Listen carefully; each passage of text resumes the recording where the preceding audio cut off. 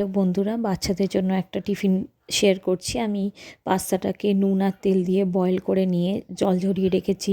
এবার কড়াইতে তেল দিয়ে তার মধ্যে একটা ডিম দিয়ে ভালো করে ডিমটাকে মিশিয়ে নিয়ে ওর মধ্যে আমি অল্প লবণ দেব।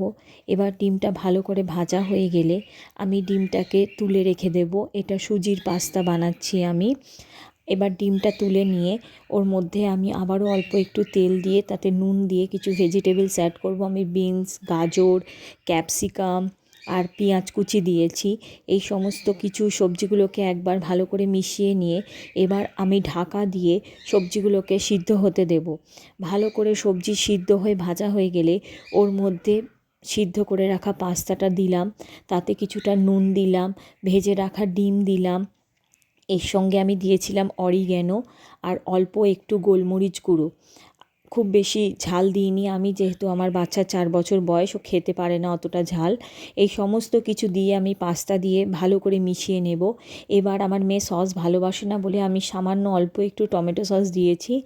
এবার সব দিয়ে ভালো করে আমি মিশিয়ে নিলেই রেডি আমাদের গরম গরম পাস্তা। অবশ্যই ট্রাই করবেন, বাচ্চাদের কিন্তু খুবই ভালো লাগে। Thank you.